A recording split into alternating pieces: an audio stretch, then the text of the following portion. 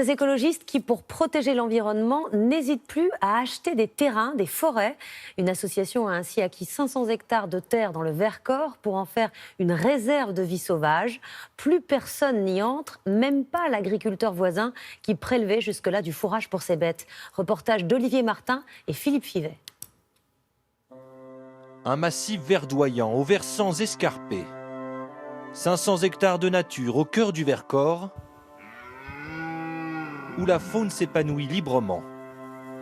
Le domaine de Valfanjouze était il y a un an encore un ancien enclos de chasse privé. C'est aujourd'hui une réserve protégée par une association, celle de Madeleine Rubin, qui a racheté les lieux et imposé une seule et unique règle, plus aucune intervention humaine sur le site. Là par exemple, vous avez un arbre mort. On voit déjà un petit peu là que tout se désagrège et ça va nourrir les sols, ça va faire de l'humus et ça va être riche pour le milieu de conserver des arbres morts au sol. La nature libre d'évoluer à son rythme, c'est ce qu'on appelle une réserve de vie sauvage. On va laisser les milieux évoluer, on va leur laisser la place et le temps surtout pour qu'ils nous montrent ce qu'ils peuvent faire et comment ils ont envie de le faire. L'association a acquis le site grâce à une cagnotte en ligne, réunissant 2 350 000 €. 20 000 donateurs privés ont participé, mais ce rachat suscite également l'opposition de certains agriculteurs locaux. Là si, Java, Girouette. Valérie Vassal est éleveur laitier, certifié bio, et il ne décolère pas contre les nouveaux acquéreurs. Car un accord avec l'ancien propriétaire du domaine lui permettait de faucher des prairies et d'assurer ainsi ses réserves de fourrage. C'est désormais terminé. Ils arrivent, ils dictent leur loi. On fait comme ça, point, c'est tout. Ce que je redoute, c'est qu'ils continuent à acheter des parcelles, du foncier agricole, pour créer encore des réserves, et que pour un agriculteur perdre du foncier, on n'arrivera plus à produire de la qualité. C'est l'activité agricole qui est en sursis, surtout l'élevage de montagne. Une colère qui s'est exprimée l'été dernier déjà, lors d'une manifestation d'éleveurs de la Drôme opposés au projet de réserve. Alain Baudouin était l'un d'eux. Ce berger défend la tradition du pastoralisme.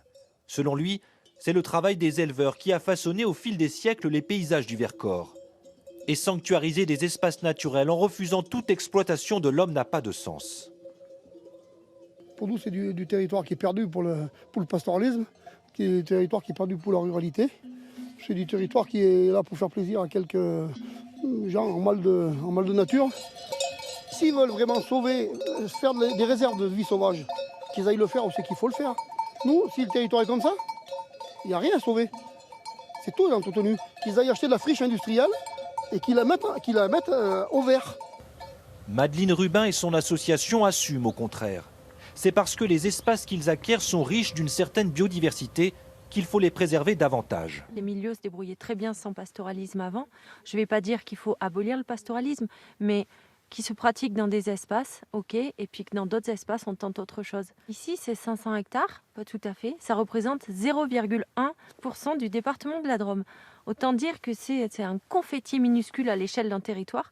Et bien, si pour une fois, sur ce petit confetti, on pouvait dire on arrête de vouloir gérer, maîtriser, abîmer, exploiter. La réserve de vie sauvage a fait naître des tensions entre des perceptions différentes de la ruralité. Deux façons d'appréhender l'activité humaine dans les espaces naturels, deux visions qui désormais apprennent à cohabiter sur un même territoire.